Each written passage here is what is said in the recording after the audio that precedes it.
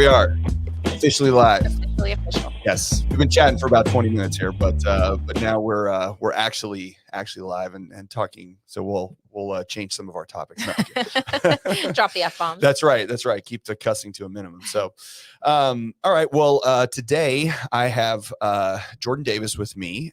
She is the owner, CEO, broker extraordinaire of all things when it comes to the Davis team, but powered by Keller Williams. Is that the right way to say it? Yeah. Okay. So she has is, I should say, one of the most dynamic women that I've ever met, honestly. When it comes to things that she's involved with, stuff that she's accomplished and is working on accomplishing. I don't know that you're going to come across too many people that are as motivated or as getting after it as Jordan is. So I thought this would be a great conversation simply because every time I talk to you, I learn a little bit, and I kind of feel a little dumb when I speak to you. So, I'll try to keep that to a small amount today, so I don't feel so bad for myself. But ultimately, I wanted to bring you in just because I wanted to pick your brain some. I think that especially in the market that we're in currently and where we may be headed to next year, I think there's a lot of things that you're doing and have planned that could really benefit a lot of realtors out there. Sure. Whether or not they're on your team or not, it doesn't matter. There are a lot of trainings and a lot of information that you have that I think would be valuable for anybody kind of in a little bit of a panic right now because their income has dropped significantly. Sure. And they don't know where things are headed. So I wanted to get into that, give some of the details on that. But I always kind of start with the backstory because, everybody is where they are today, but not always have good perspective on where you came from. So, so tell me a little bit about, I was going to joke around and ask you what it felt like having your husband get you into real estate based on our conversation yesterday, but I was like, I'll just pass on that one. So, but it was a joke we were talking about yesterday or the other day when we were at an event because she keeps getting asked by people outside, how her husband got her into real estate. And it's quite the opposite, actually. But anyway, so where are you from? How'd you get to this place? How'd you get to be the dynamo of the Davis team and all those things? Cool. So I'm from Bethany, Oklahoma. Okay. That's where I was born and raised. And after high school, I was actually enrolled for OU and then changed my mind, decided I wasn't quite done playing volleyball. I went to a small Christian college in my hometown called Southern Nazarene University. You were a volleyball player? am a volleyball player. This is why I have before the first knee surgery, one of 3 knee surgeries. So that's why you had the knee surgeries. Number 1 and number 2. Number 3 was pickleball. Gotcha. Yeah. So are you playing do you play sand or do you play on the court? Where do you play at? Actually my director of operations, Leah Real, and I were in a women's league. Even Valencia, our ISA, would play sometimes. Really? And we were in a women's league and it was women's competitive. Okay. And that's where I tore my ACL. Wow. Yeah. My daughter's a volleyball player. So she's a freshman at Mansfield High School, but nice.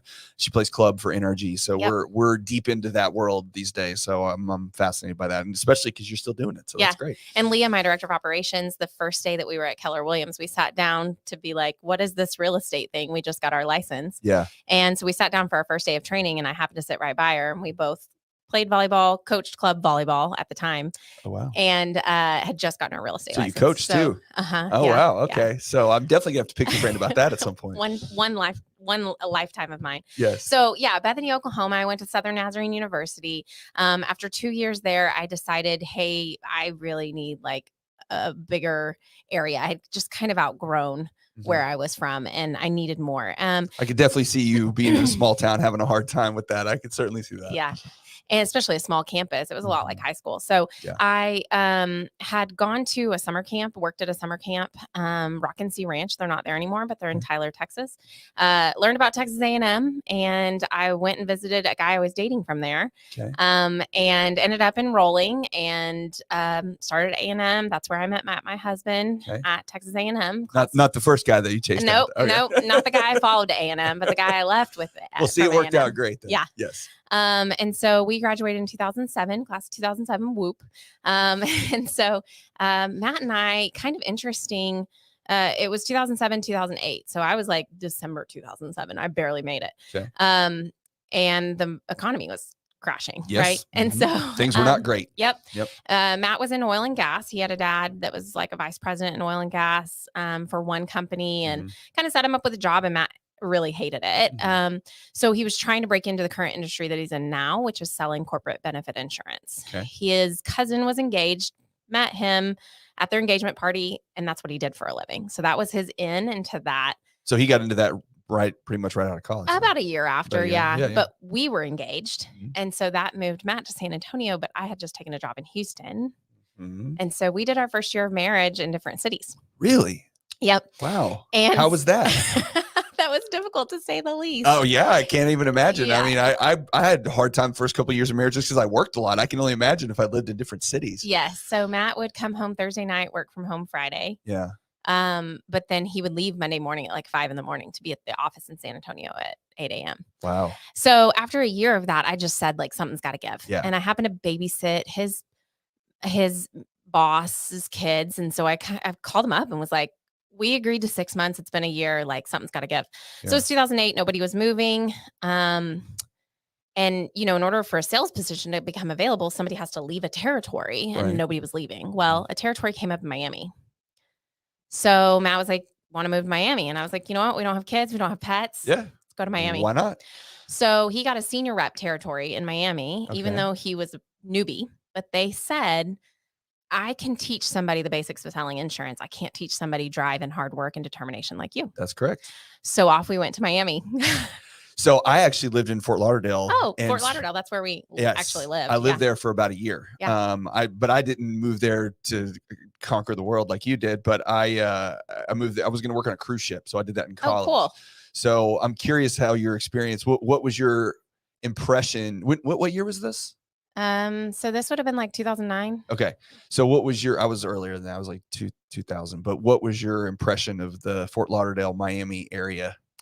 So being a country boy from Texas and a Oklahoma sheltered, girl, it's a different world. We just said, let's go all in. No assumptions, no presumptions. I'm sure a lot of people made assumptions about us. Sure.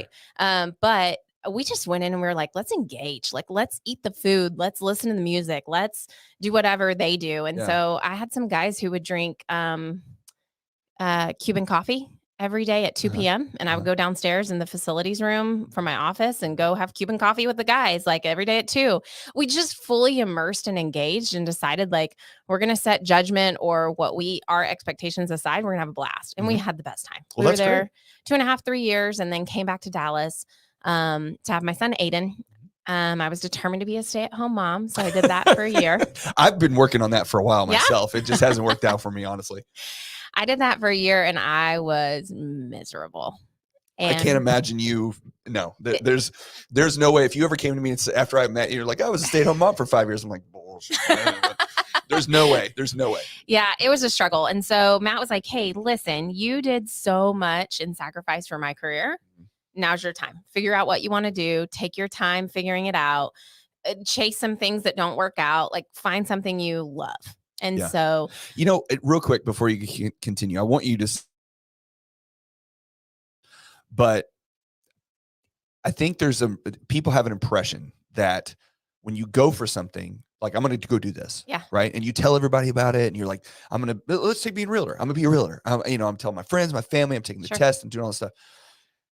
And then something doesn't work out, right? For whatever reason. And there's a million different reasons why. People tend to, almost pull back and say, well, I failed. So I obviously can't do anything or I can't keep going. And I don't think enough people understand that failure is very much a part of the steps to get where you're trying to get, and falling down on your face and going through experiences, whatever they may be, is actually progress. It's not setting you back. It's just something that you've learned and that you've, an event or an experience that you had that you learned from and then you continued. Sure. And so just the fact that, he said to you, hey, go try some stuff and fail at it and let's see where you land. I think that's awesome. Yeah. And I think if you look up most people that you would consider successful, you could look up their bankruptcies. You could look up, their failures, their failed businesses, and you don't know until you try. And, I love the quote, a bird doesn't worry about if the branch beneath it breaks because it relies on its own wings. Yes, that's awesome. And so it's like, even if, let's say, the market went to crap, right? Mm-hmm. And I had to rebuild a team. Right. Would I build it faster? Sure. Would I build it smarter? Yes. Because I've done it before. You did it before, yeah. So just knowing, like, even in failure, we learn. You know, you never lose if you learn. Well, I love.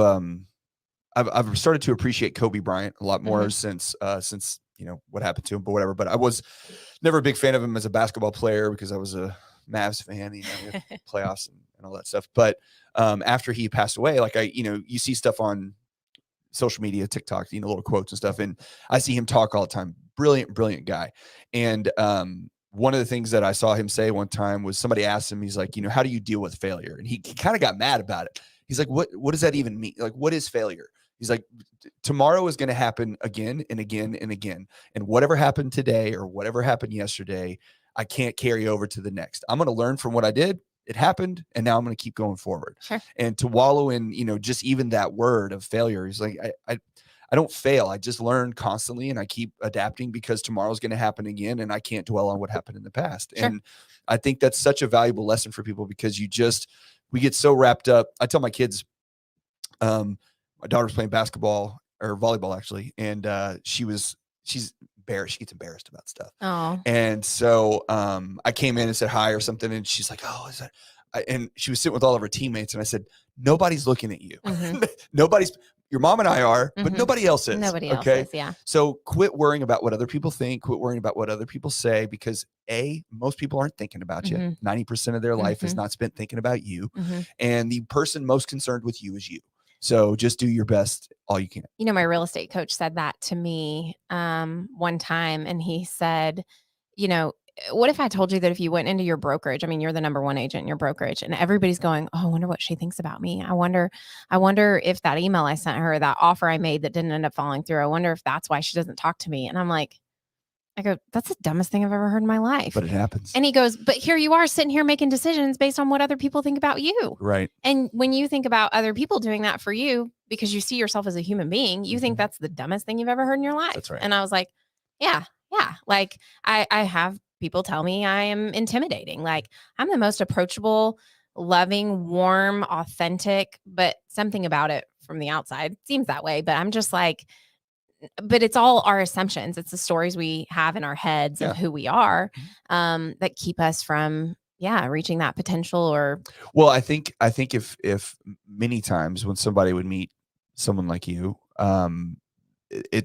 the intimidation factor comes from a feeling of inadequacy. Sure. Whether it's warranted or not. But that's what people, you know, when you're, you know, running this training program, running this team and running your life and handling all these things. And, you know, when someone asks you a question, you actually have like a pointed answer that's full of context, that has actual information that someone could take back.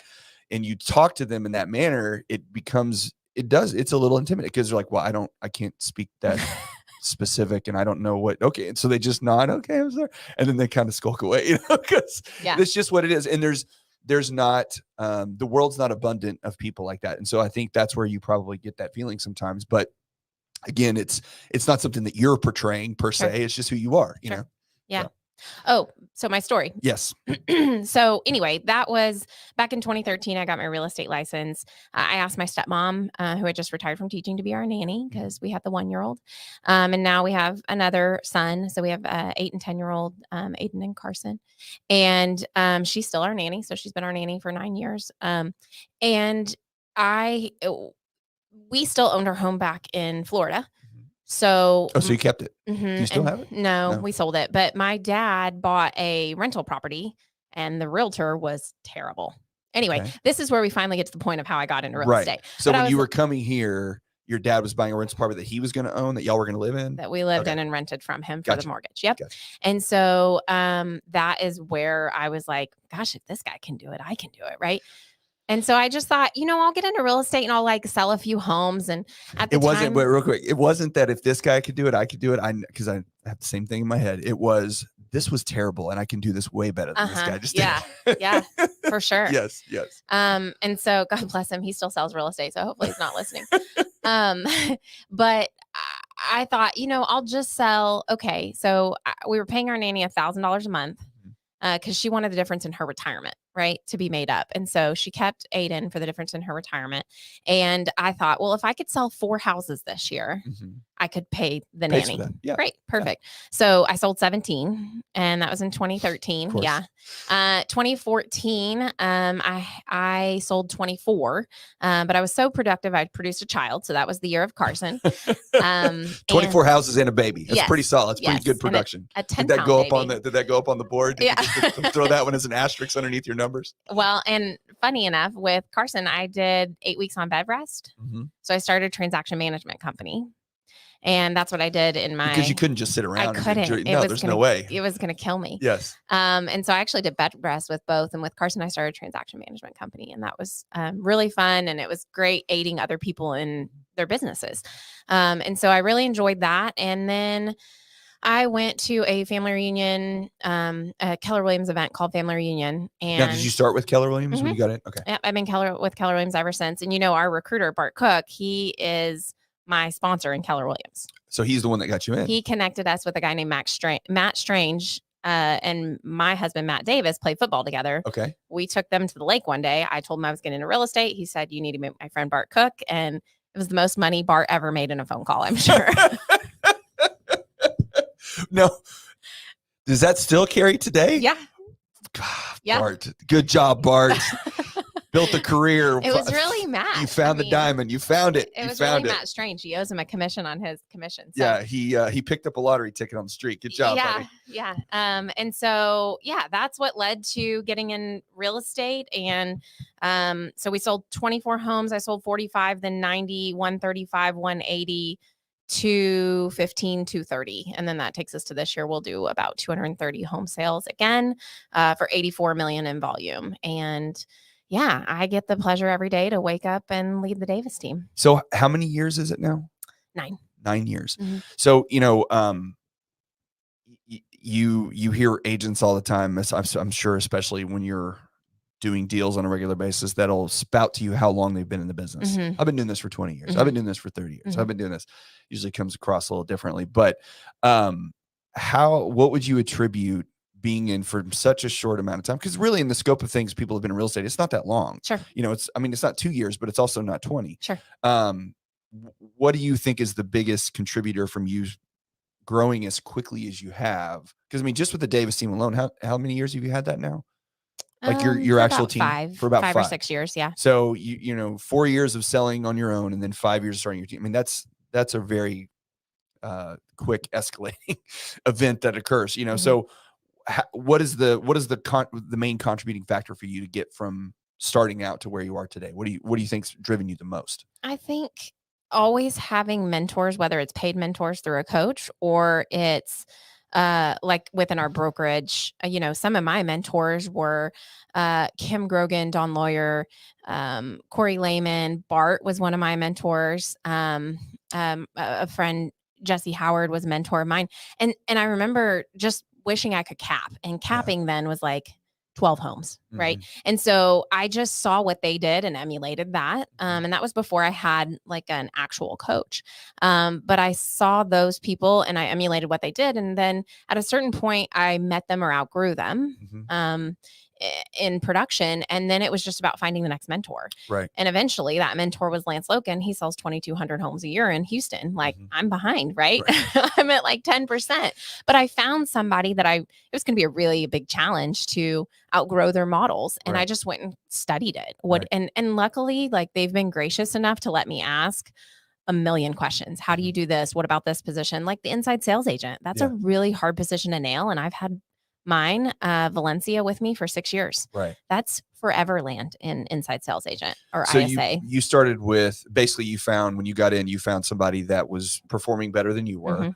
And then when I think mentor word gets thrown around a lot, but when you say mentor, what do you mean? Like, did you take them to lunch? Did you pick their brain constantly? Were they calling you, talking to you through phone calls? Like what was that relationship like? I was just going to be wherever they were. Right. You were just following them around. What are you doing? Okay. That's what I'm going to do. Okay. And so you just stayed in the hip pocket and then learned and absorbed. And then as you would progress past that person in volume, it's time to get a new mentor. It's time to find somebody else because what's that saying where you're an average of the 5 people you surround yourself with. Yes, exactly. And I believe that we will grow in correlation of the amount we're willing to be uncomfortable. Right. So I would find somebody, Danny McElroy, who still is in real estate today and a great friend. At one point I asked him to coach me. Listen, this guy is intimidating AF. Yeah. And I picked Danny because I knew sometimes I can cute my way out of stuff, and I didn't want to. I wanted to grow a business. I had hired my stepdad as our transaction coordinator. So for the record, I'm employing my stepdad and stepmom at this point. You're employing the family. Everybody's not my parents, right, but my step parents who were gracious enough to live with us for 20 years. And so my stepdad was our transaction coordinator. He had retired and he found himself bored. And he was like, well, do you have more contracts? I would go get deals just to get him busy, give him something to do.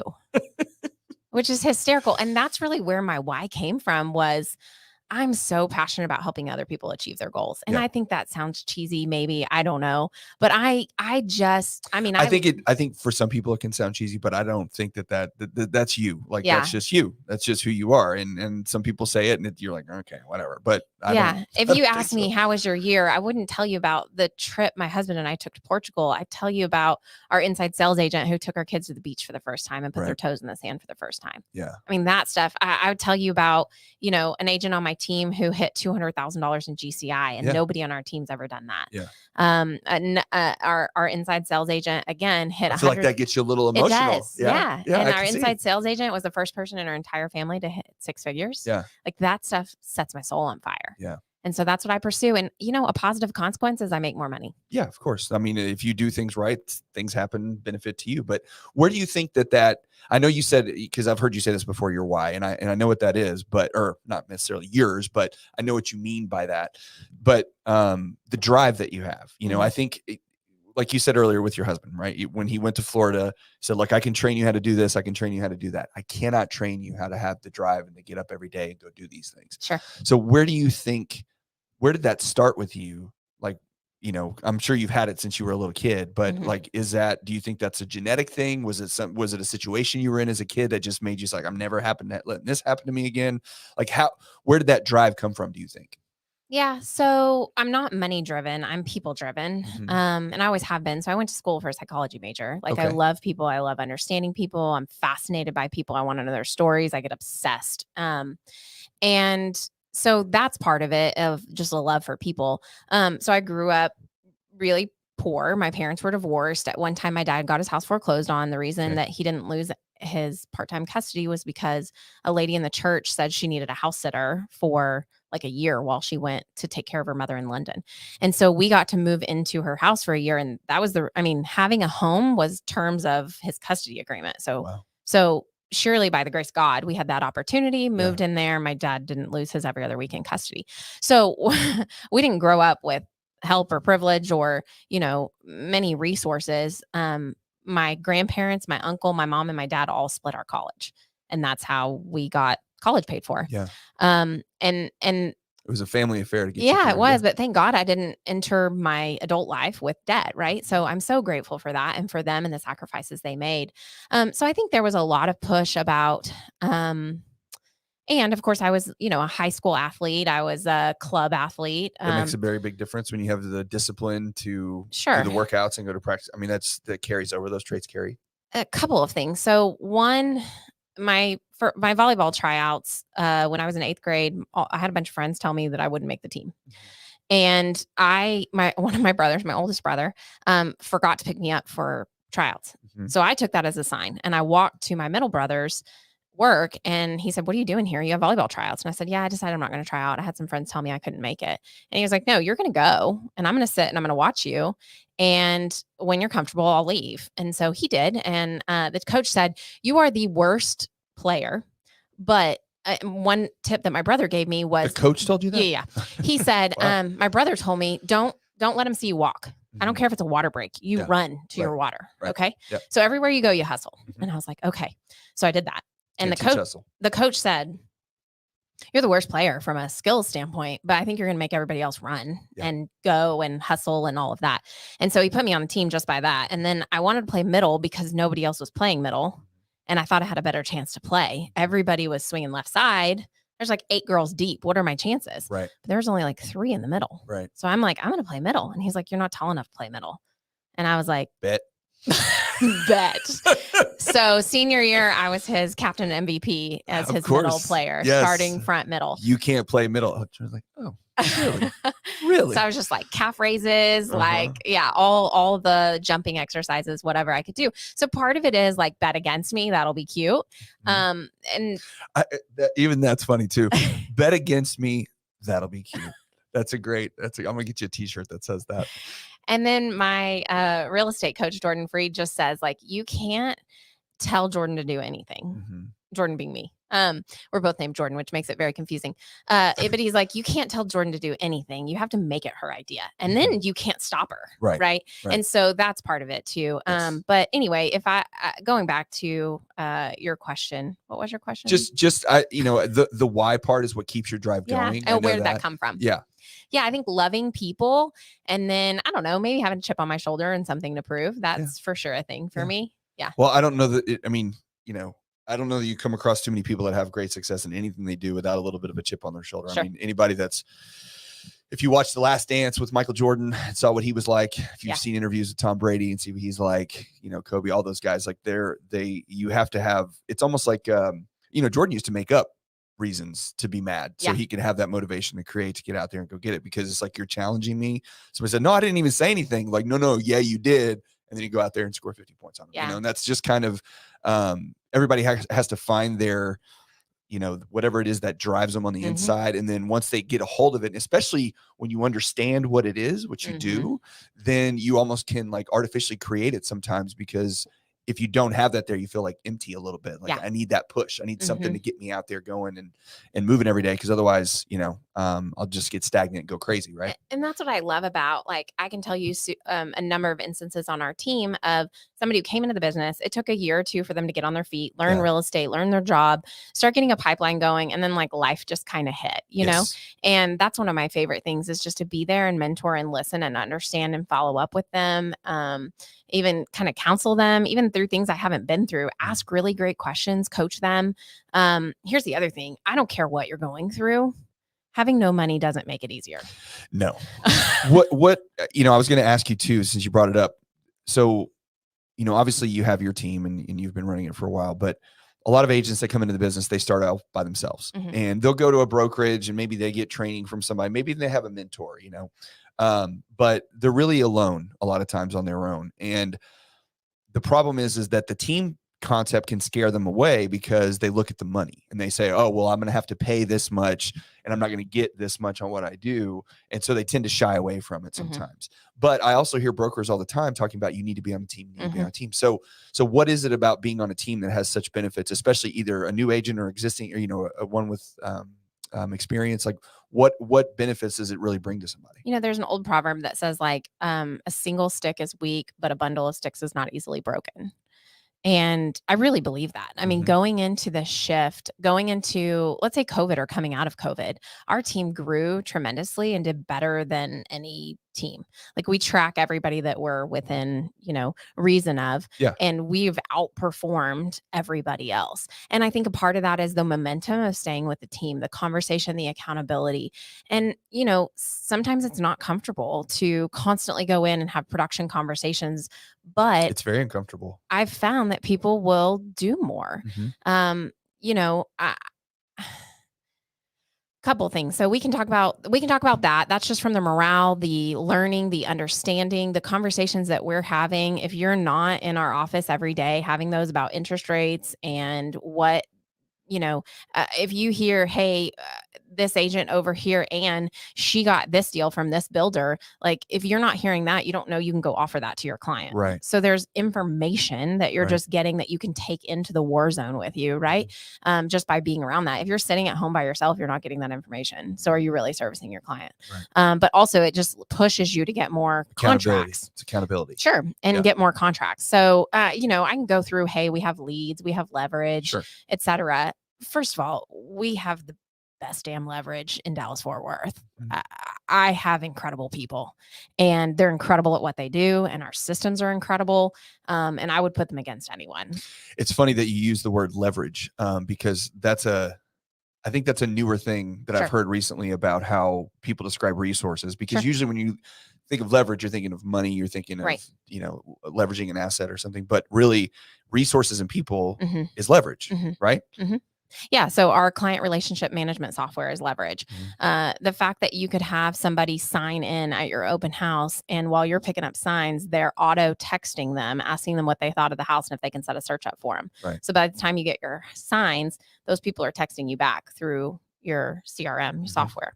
Then you've got people, you know, and we have longevity with people. So, you know, as an agent who just wants to sell, you got into real estate because you love to sell. And then you find out, oh, I got to deal with paperwork, and I got to turn this in and that in, and compliance. And there's a whole team that makes sure that you get all that done. Right. And so they kind of protect you from yourself and from getting sued, by ensuring that you do that. So there's that. And it's fantastic. And the fact that, you know, when you're a newer agent and you start to have some success, and then you hire an assistant, now you're responsible of training that assistant, hiring that assistant, firing that assistant, you know, making sure they have processes and all that. You got to invent all that. You're running your own little mini business. Yes, you are. And you were like, I kind of like showing houses. And now you're HR. Right. And so there's that. But if you just take a look at Millionaire Real Estate Agent, a lot of people buck at the commission splits. If you take a look at the Millionaire Real Estate Agent, it's a book written by Gary Keller and Jay Papasan. And if you take a look at that book, it talks about at production, what are you taking home in profit? And when you get up to, you know, 30 to 40 houses, your actual take home is about 60%. Right. And then it actually goes down. It dips all the way down to 40%. So I have an agent on my team that will do like 45 transactions this year. And she gets 50%. Right. And so she will clear over $200,000. Right. She has the best listing coordinator, buyer coordinator, director of operations, inside sales agent to set appointments for her, a recruiter in case she wants like a showing assistant of her own. We have a recruiter that will recruit somebody for her and give that to her. And then she has coaching with me. And most people, when you actually look at their P&L, see, here's the problem. Realtors don't really understand their numbers. But if they did get their numbers from an accountant and a P&L, and they looked at a P&L, what their actual take home would be after all their expenses. Yeah, it'd be about 40%. Yeah. And so technically, but all they see is that one check, that one paycheck. The check says less. Technically on a team, you get a raise and you get more opportunity. You get more open houses because we have more listings. You get first dibs at those.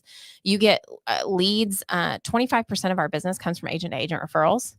So it's like Christmas. Agents show up at our office and I just give them a deal. Yeah. You told me that the other night, where you spend a lot of time outside the area, traveling and going to different conferences, teaching and training. And then you meet brokers and other agents. And then when someone moves to this area, they're calling you and you're throwing those leads out there. And my team gets to take advantage of those.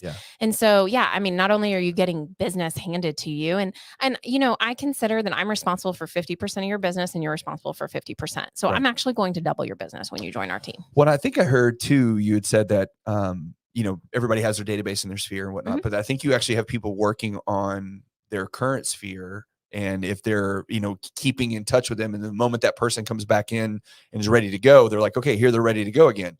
So that, like, they take that person that you've already worked with or that you already knew, but they're staying in contact to make sure that at any point when they're ready to make a sell or a buy move, that person then goes, okay, good. You're back on it, agent. Go get them. Oh, you're talking about our inside sales agent. Yeah. Yes. So one of the things we do is when you work an open house, you're allowed to keep one person that you felt like you really connected with. You've got to put them in the CRM and we audit for that. Otherwise, you send them to the inside sales agent. The ISA is going to nurture that lead for however long it takes. Let's say it takes 2 years. And let's say Brenda did that open house, but never even talked to that person. She just signed them in and Valencia converts them. It goes back to Brenda. Wow. And it's a 10% off the top. So it cost Brenda 5% and she didn't follow up with that person she didn't for 2 have to years. do anything. All she had to do is be in a spot where somebody wrote their name down on a piece of paper or scanned in there. And it's happened. Wow. Yeah. Oh yeah. I'm sure it happens all the time. Well, that's, you know, whenever I deal with new agents too, and we talk about different ways to continue to grow your business and whatnot. I always tell people, it's like, look, you can't, you know, when we get referrals or anything that come through, so-and-so called, you know, we followed up with them. Well, they haven't followed up in 2 weeks, so they're obviously not interested. And I'm like, it's not necessarily the case. They may have reached out to you in a moment of, you know, spontaneity to say, hey, I want to go look at this house. And then They wanted to schedule it. They set it up. They went and looked. They came home, and then their daughter got home from school and broke her arm. And now life has happened, and now I got to take her to the doctor. And now all of a sudden, that little fleeting moment of thought is out of your head. It didn't mean that it wasn't what they wanted to do. It didn't mean that they weren't intending to do something. It just meant that other things occurred that took that idea and put it to the back of their mind. Like, I get Old Navy emails every day. Right. Every single day. And then summer comes and I need some new summer outfits and I will open the email. Yeah. I don't need it. Otherwise I just delete it. Otherwise you're just deleting. Yeah. If Old Navy thought like realtors, they'd be like, oh, this lady's never coming back here. She must hate me. Right. Like, but that's not the truth. Yes. It's our job to follow up. And, you know, in our system, you are either going to tell us to stop, you're going to set an appointment, or you're going to die. One of three ways out of our follow-up process. Yeah, I mean, if we treated it like Old Navy, it's just like, oh, now's not a good time, we'll try again tomorrow. Oh, now's not a good time, we'll try again tomorrow. But we feel like we're bugging people, and I think it's the mindset of, you're not bugging people, you're helping them, especially when you have a real value proposition and you know what you're talking about and doing. Well, if you are bugging them, they'll let you know, right? They'll tell you stop, leave me alone, or other choice words. Okay, yeah. Sometimes you get the other ones too, but like you said, I think that agents miss the idea that even just having a CRM, right? Really simple thing. It's a very, very basic thing. You take a database of contacts that you have, emails, phone numbers, addresses if you got them, put them in there and let that thing work for you. And they're like, oh, it sends out the birthday thing and it sends out the market snapshot. Nobody reads that. Okay, that doesn't matter. The fact is, your name's coming in front of them. Your name is coming in front of them every single time they go to swipe to delete that email. It's there. Now, you can, of course, go and unsubscribe. You can tell them to stop doing it, whatever. But if that motion or that time comes back around where they are ready to buy or sell and they've seen your name literally 100 times, you're probably going to be one of the people they think about calling when that happens. Absolutely. So, so tell me about Place. Okay.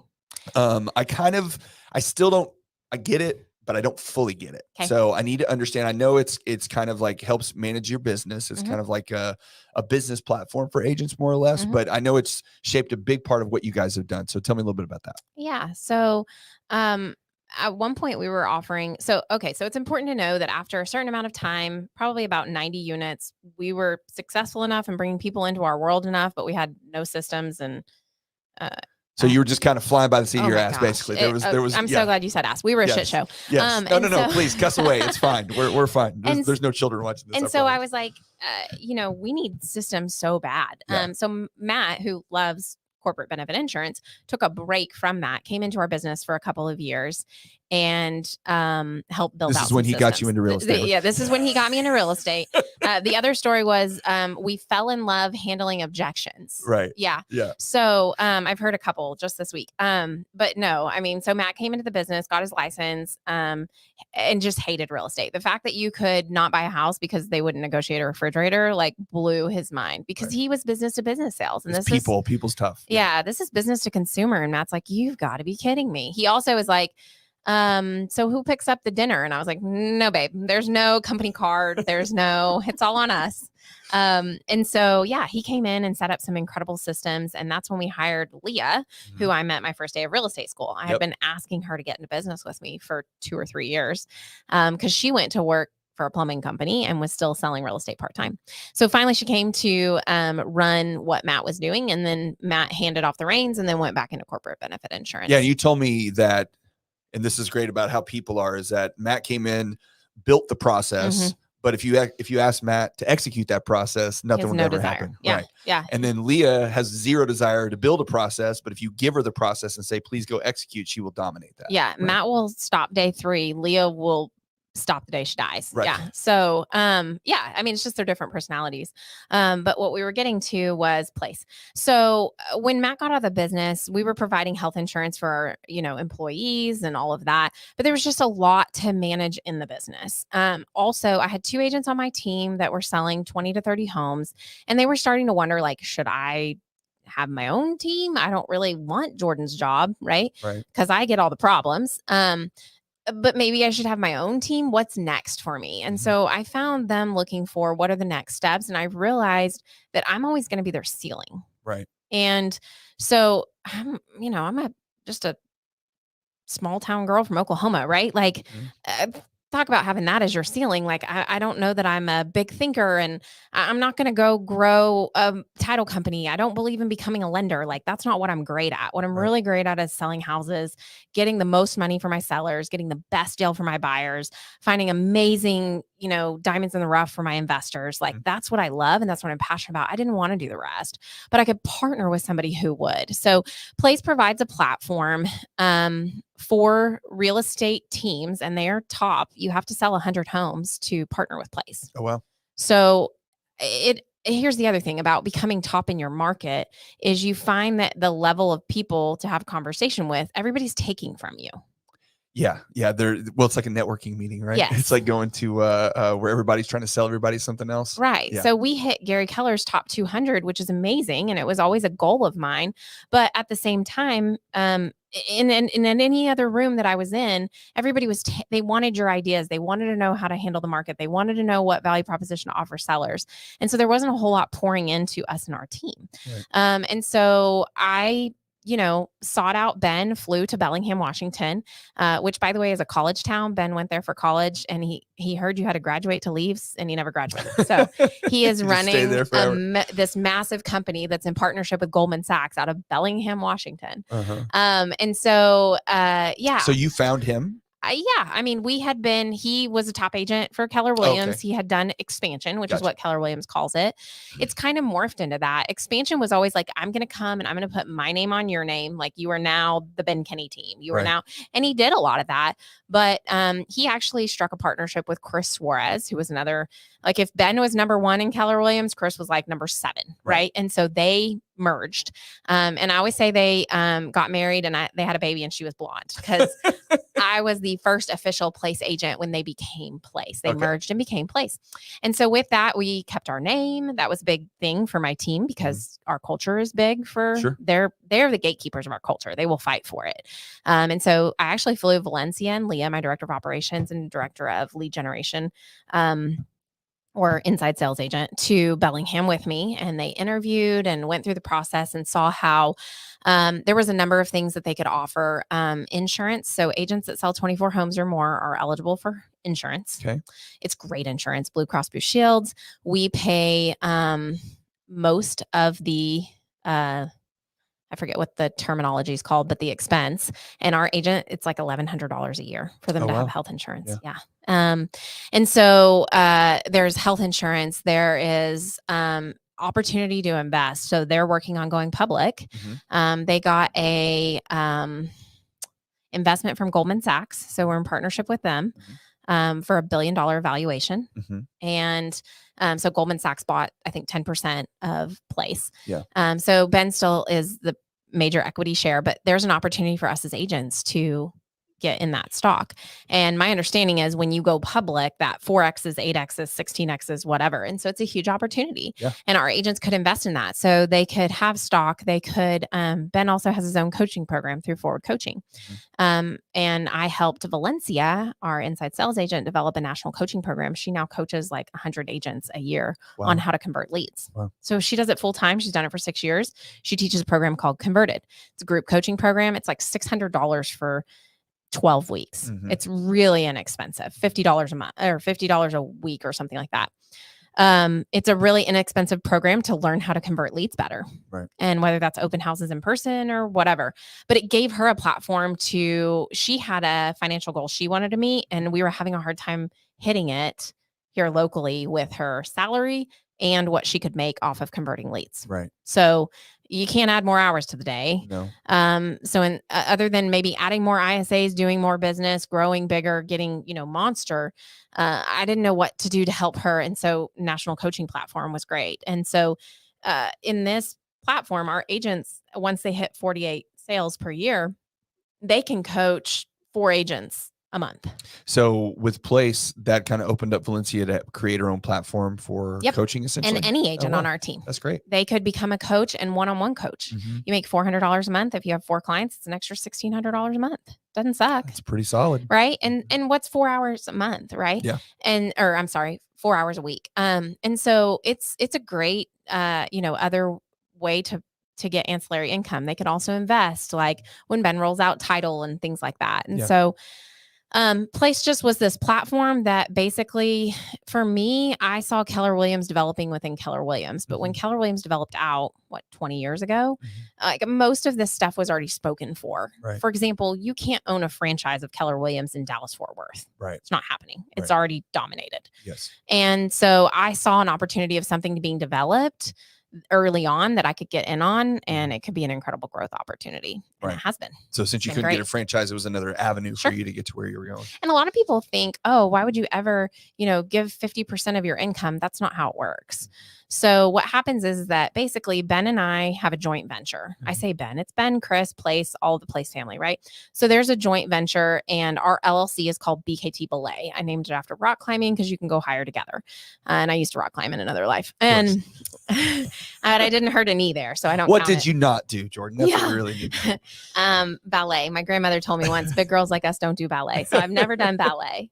So BKT Belay. So Ben and I, or Place and I, have a joint venture, BKT Belay, that is white labeled the Davis team. Okay.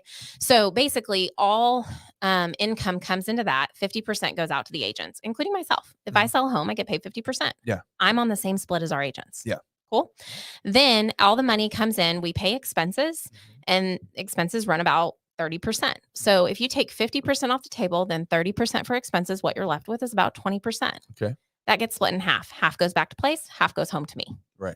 So it's interesting because Bart, our recruiter, a lot of people will have a challenge with a 50-50 split. And he's like, Jordan took 2 50-50 splits. Right. She splits with the team, Yes. and then she splits again in profit. Yes. And so that 10% or 12% or 15%, if we can be more profitable, that goes home to me is, the reward for running the team in addition to being an agent, and the rest goes back to Place as the platform. I think that realtors individually, when they look at being a realtor, it's all based off of the bottom line of the dollar or what they're getting, whatever, but they don't look at it as a business. Right. So if I'm, Apple, right, my profit margin might be 18%.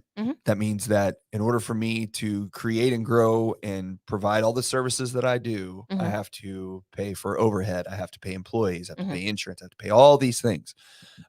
When all that's done, my profit, 15, 18, 10, 12, depends on what industry you're in.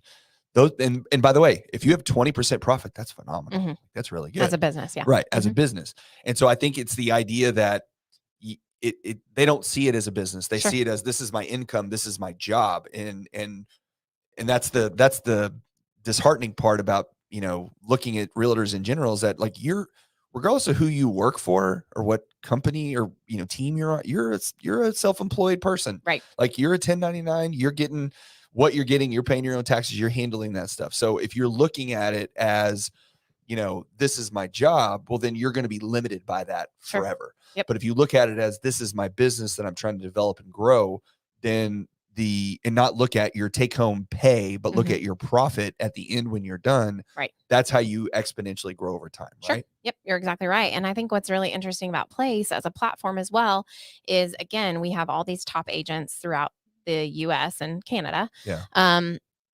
And they're broker agnostic. So you're going to learn from people in all different brokerages, because sometimes we just pass around the same ideas. Yeah. And then additionally, everybody is required to maintain 20% profit. So we actually maintain a little bit more than that. I think last year was 24%. Yeah. But everybody is required to maintain that. So remember, they have to be over 100 units and they have to be profitable. And a lot of times at conferences, people get put on stage that aren't profitable.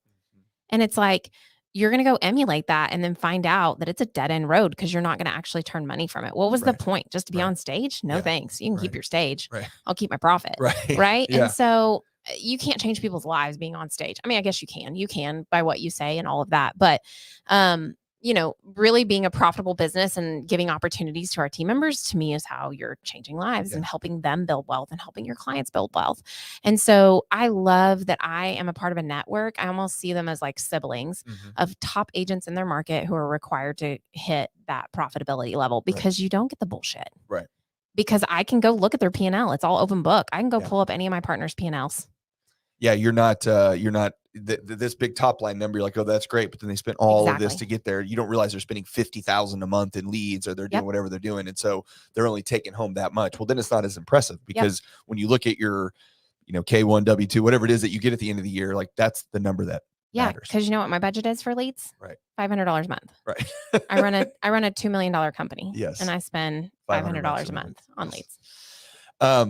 So things are changing. Yeah. We're in the middle of it. Things have changed a lot just in the last 12 months. Does it feel like an earthquake? Like, it's different, but I've said since it happened, I'm like, we're getting to, we're being normal. This market that we've been in for the last really 10 years has been not normal. Yep. You can't hold our rates artificially low for that long a period of time and drive home prices up the way they have and expect things not to shift over.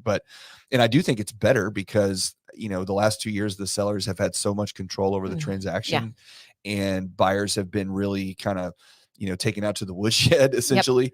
And I do think that's starting to shift. So I think it's a good thing. And I also think that, whether it be lenders or agents or title companies or whatever, there's been a mass influx of people into our industry. And anytime you have a large amount of people that flow into a particular industry, then you deal with, you have people the less who don't know what they're talking yes. about. Yeah, those are a little less professional than others, let's say, right? So I think there has been and will continue to be a bit of a culling of people to get out because they can't afford to pay their bills. So I think all of these are good things. It's kind of like, when you have the forest and you have a forest fire and it burns it all down. Well, that's so stuff can grow, when it's done. But if as an agent going into this market or being in this market right now, how important is, I know you guys are running business planning and you're having seminars to prepare agents for what kind of business they need to run going forward. So tell me a little bit about what you guys are offering as far as the business planning side of things go. And then also, what are some key elements if you were to pick out 1 or 2 or 3 things that an agent really needs to focus on over the next 12 months to continue to grow? What would those be? Sure. Yeah. So we've prepared our team, and that's been coming really since like July, because Goldman Sachs and Place and Ben have been preparing us. Right. And so we got prepared very early for what was coming and started doubling down on lead generation. And it just became about increasing activity, and I don't even care what you have pending because it's coming. Right. It was like winter is coming in Game of Thrones. And so, we started doubling down very early, and now we realize, hey, guess what, guys? We can't do business. We can't do all of Dallas-Fort Worth's business, right? Even if it drops to a third of what was happening, we can't be both sides of it. So we've got to educate the other real estate agents in the industry of what's going on and what they should be expecting and what are the activities they should be doing. So that's why we've started offering courses in our masterminds in our office, just to reach out to other agents, and start helping them along the process. Because again, if I got a listing, I need you to bring a buyer. Yeah. So I need you to know what you're doing. I need you to know how to convert a lead. I need you to know how to, get them there. And so I think it's really important to level up our entire industry. And what makes the transaction that much better? Just because if everybody knows what they're doing on all sides, then everything goes much, much smoother. The client, the buyer, and the seller both have a better experience, therefore lead to future referrals for everybody else. So it's a benefit across the board. It was high tides lift all boats. That's what we want to do, is we want to get everybody on the same page. Yeah. And then also there needs to be a respect for the seasonality that is real estate. So, when you look at a professional athlete, and to be honest, with what we can get paid, it's like CEOs, executives, all of that, right? And there is a time to push and there is a time to rest. And so right now, it's really about doing the activity, the commitment. For our team, it's 50 real estate related conversations a week. Okay. They have 6 open houses a month. There's some other requirements there, trainings for them to be at. But if they hit their 50 connects and they're really having good real estate related conversations, I hope they take off and go Christmas shopping. I hope they go take a vacation. I hope they go, spend some time with their family, because when push time comes, we're pushing, So curious, what's a 50? What is a conversation? How do you measure that? Yeah. So it could be text, email, phone call, Facebook message, etc. But it has to be a real estate related conversation. And it can't just be you made a real estate post and 50 people liked it. Right. And so it's really like, what are your real estate goals in 2023? Or do you know anybody looking to buy, sell, or invest in real estate? That I could help. And so if you can have 50 of those conversations, then, at that point, you just need to take some time, especially if you're an established agent, and get some rest, relaxation, get your errands done, get your Christmas shopping done, etc. But then come back the next week and let's do another 50 connects. Yeah. And so we are in a seasonality that I think people need to prepare for. Like, you're just not going to force somebody to buy a house if they're not going to buy a house. But what it feels like right now and what it used to feel like, but we didn't have this for 2 or 3 years.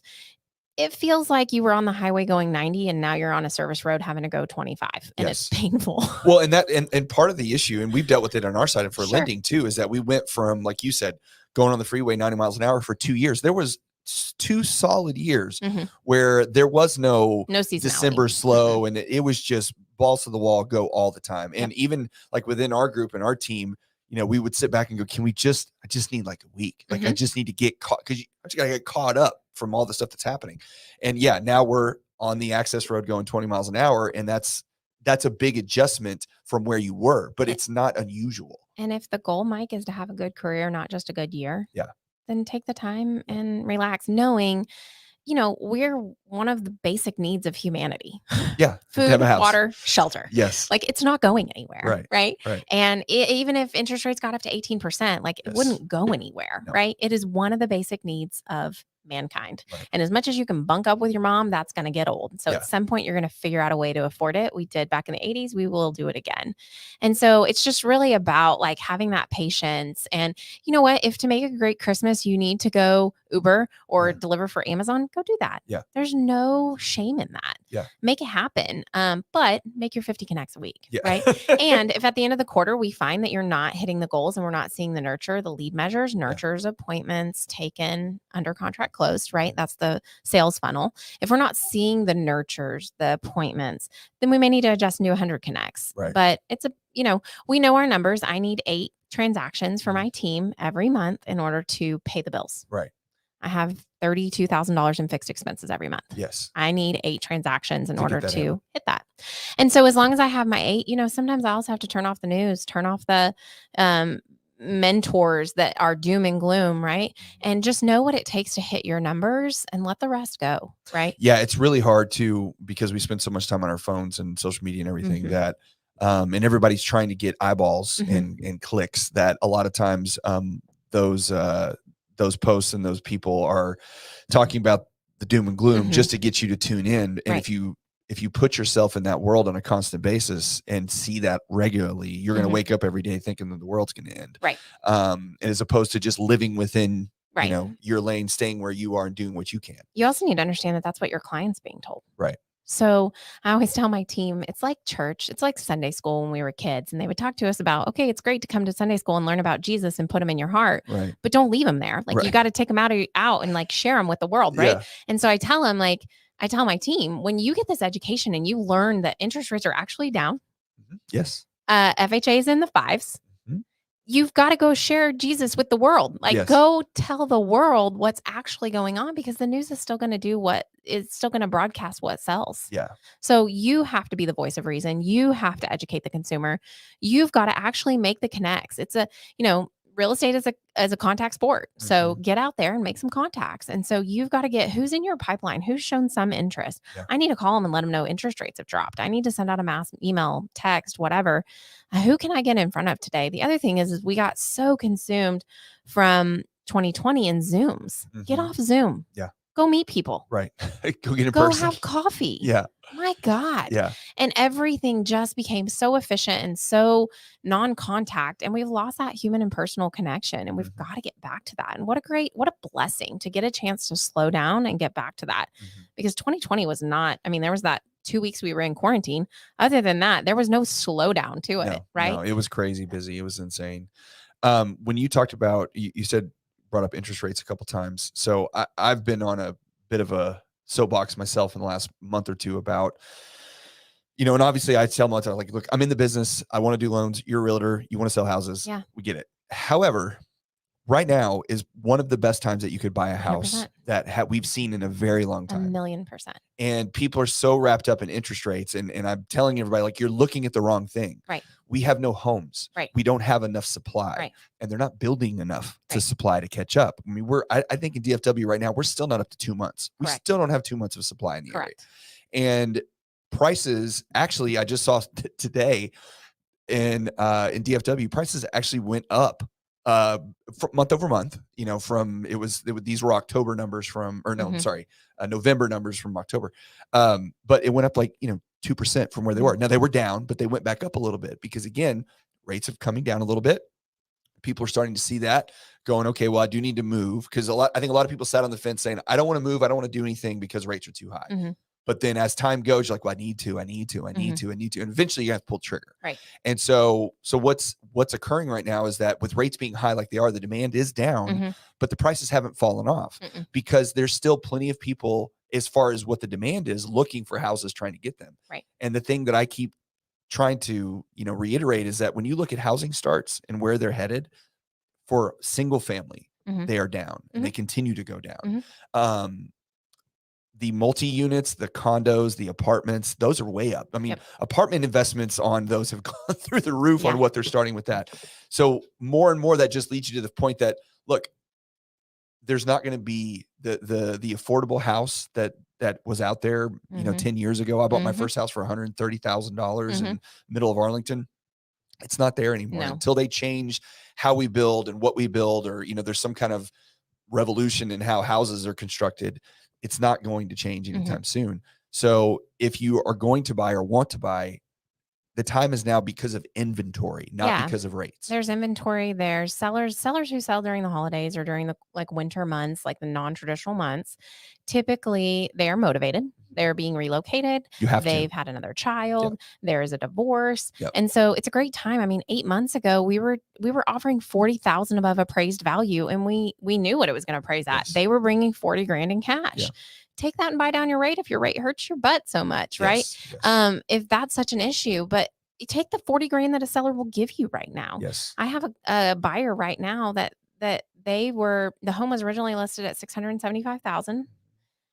It made its way down to $618,000. We're under contract for $575,000 with $25,000 in closing costs, and it appraised at $553,000. Like, hello. So, but this home, although I think $675,000 was high from the get-go, I don't think they were off between $600,000 and $625,000, when we were originally going under contract. From where we came from, they wouldn't have been that far off at all. And we would have paid $40,000 over. Right. And so it's such a great time. And I look at what are other people doing, like the mass public? Because I want to do the opposite. The opposite. Yes. That's how people who make money think. Well, that's the Warren Buffett thing where he says you buy when people are selling and you sell when people are buying. And then buy the houses nobody wants, because you can fix them up and build sweat equity. We just did that with a property. We bought it for $175,000. We ended up putting a roof on it, and so we're in it for $185,000 or something like that. And then we totally gutted and renovated it. We're in for $265,000, and the home's worth like $310,000, $320,000. So you wouldn't have gotten that. And that's an entry level price point. Yes. Yeah. The $250,000, $225,000 home, the first time home buyer, I guess there are some floating around out there. And if you go far enough out, of the Metroplex, you can find something, but otherwise it's a unicorn. Well, and then here's the other thing. The price you secure right now, you get to stick with forever. They always say, like, marry the home, date the rate. I don't think the consumer understands what that means, but basically we all have our little quips that we like. The price you negotiate right now is going to be your price. Your interest rate's not. If it goes down, which they're saying, oh, it might. Okay, great. Then go refinance it and go down, go with it. I'm sure your lender will, waive your closing costs if you refinance, if you'll work with them right now. Because again, we don't have a whole lot of they'll be loans. calling you. I assure you, as soon as the rates go down. And so if you can save money later, great. But what I'm telling you is save a lot of money right now. And you've also seen on Facebook, rent is 100% interest. I mean, it's true. You are, throwing away a certain amount of money. So where is the reasoning in, I don't want to buy because I'd rather rent? That doesn't make sense. And then people say, well, the recession and maybe we're going to lose our job. Oh, you're not going to pay your rent if you lose your job? Yeah, I mean, you're still going to have a rent payment, so it's not going to change anything. Because honestly, a bank, when you lose your job, is the most forgiving. Yes. Like, you can get by if you'll call them and you'll work out a plan with them. Yes. Typically, you can also get 6 months of room if you need it. You're going to pay it back. You will on the end. Yes, yeah. But they'll still give it to you. You're telling me you're not going to find a job in 6 months, right? Your landlord will kick you out. Here's the thing. If the recession's so bad that we're going to go 6 months without a job, probably the banks are going to offer even more because they don't want to foreclose on you. They don't, we all learned from 2008. So, I don't really understand that reasoning as well, but we get it. Yeah, sure. You just have to know how to combat it. Yeah. And that's where you're saying the education part plays such a big role, just because what you were saying about coming to the office and having these conversations with other agents. And, I've say a similar thing in that, like, my wife and I have this conversation a lot, just in that, like, if you're doing real estate activities, whatever they may be, having an open house, going to the office, attending a class, getting training, whatever. If you're doing those things, your phone tends to ring for whatever reason. It just tends to ring. But if we call it real estate karma. Yeah. If you're sitting in your house sulking because you haven't closed a property in two months, or you're whatever, and you're distracting yourself with watching some show or whatever, well, then those things don't come your direction. Yeah. Scarcity breeds scarcity, and abundance breeds abundance. Right. So I want to be around people who are talking and thinking abundantly, and you just never know. Like, we go over our upcoming listings during every single team huddle on Tuesday that our team does. And we have people put deals together from that. Yeah. And I mean, great. Like, or they'll be like, ooh, and maybe get a listing from that. Or we'll even tell them, hey, before your listing ever comes on the market, we have a room of agents that represent 200 buyers. We're going to talk to people that know what 200 buyers are looking for, even before we come on the market.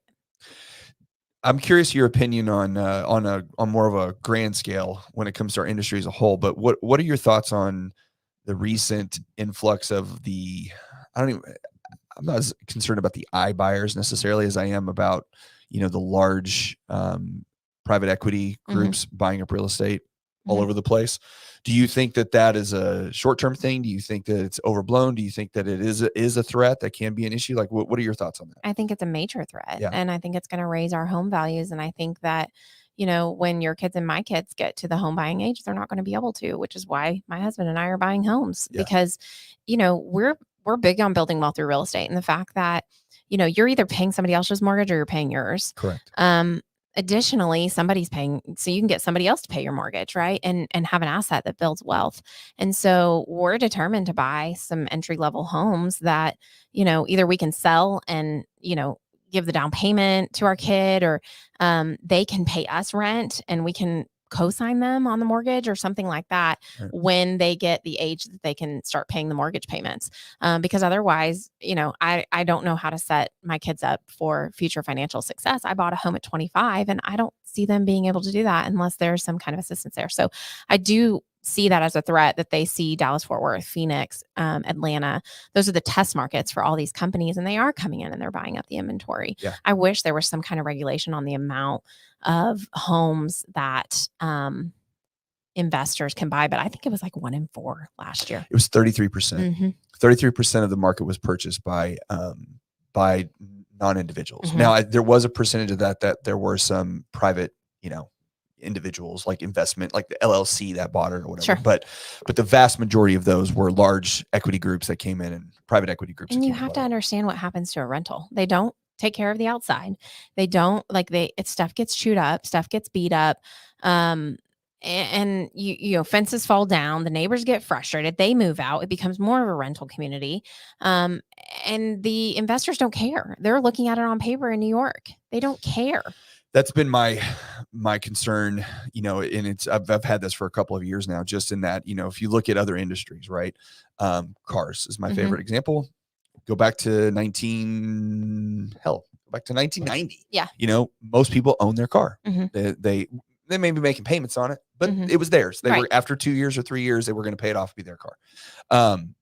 I would venture to guess, and I haven't looked up the statistic recently, but I think the vast majority of people now lease their car. I believe that. They don't own it. They certainly don't own it outright. And now they're given notes 7 years. You can pay on your car for 7 years. It's way depreciated after that period of time. But like we were talking about before we came on, about having that monthly payment. Yeah. Every business on the planet wants that monthly payment. We rent our cars, we rent our media. I remember when you were a kid and you had the CD thing that you would be sticking, that big case of stuff that you were driving around. Now everybody has Spotify, everybody has Apple, and you pay a monthly fee for that. Well, if Spotify shut down tomorrow, you don't have any music. Your music's gone. And my fear is, and what I think is happening is I think they're starting to move that into housing. People are more comfortable with that. Yeah. Monthly. They're saying, can I afford this from a monthly standpoint? That's right. That's exactly right. And it's like, I get that. That's the number one question from and I understand it should be, but it's, what's the payment? It's like, okay, well, here's the payment. Here's what, but my fear and my concern for our industry as a whole is that if we don't do something to limit the amount of, large investors that can come in and purchase these homes, or we don't do something to, I'm all for subsidizing building, building homes, cities, municipalities, helping out builders to make housing more affordable, to give people that first step into it. But if we don't make those changes, we're going to get to a point where housing is going to be a commodity like anything else. And we're going to just, everybody's going to be renting. Yes. Yeah. And that takes the opportunity of the greatest opportunity to build wealth in America for the average American out of our hands. Absolutely. Yeah. I just went to a wealth conference on Monday, wealth building conference that Keller Williams hosted. And they made us develop out a 30-year strategy to have $50 million in net worth. Oh, wow. And I was like, I don't like this. This isn't people motivated. I don't need $50 million. This is annoying. Like all my limiting beliefs on why I shouldn't do this stupid exercise. And I was like, okay, fine. It was the admittance into the conference. You had to do it.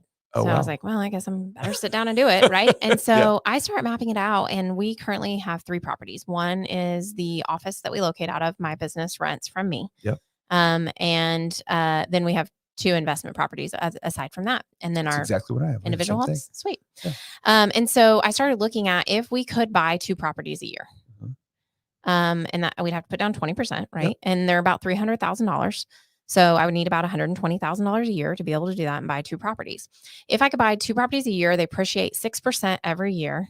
And we pay, I had to do a straight line payoff. I know with loans, it's less that comes off at the beginning and more at the end, whatever. It didn't matter. It's just all based on principal balance. Right. So I did 11%. You drop 11% on what you owe every year, because I did a straight line, which I know is not correct. But anyway, close enough. At the end of 30 years, which is what we would get at, no matter how we weighted it, it was a net worth of $50 million if you had 32 rental properties.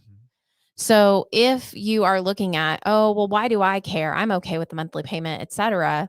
I get that. But if you can turn around and look at the why would I want to own my home, and then why would I want to own rental homes, the wealth building that can happen is mind-boggling. Okay, so fine. Oh, Jordan, cool for you. You can buy 2 properties a year. Good for you. Which, by the way, will be a super stretch for us, right? Sure. But what about 1 property a year? So we'd need $60,000 plus. As a realtor, you can throw in your commission. If you found the deal, there's 6%. So you only have to bring 14, right? For your loan. So, okay, what if you can find 1 a year? What if you can find 1 every other year? Save $30,000 a year, find 1 every other year. Okay. Find 1 a year, you'll be worth $25 million in 30 years. Find 1 every other year, you'll be worth $12 million in 30 years. And have income generating properties. It doesn't suck. Yes. No, it doesn't. Well, and I think that's just I think people have limited mindset. Yeah. Well, it's not even a mindset. It's just, they can't see beyond the trees, right? Sure. I live here. This is what I see. This is all I know. I can't think that far out.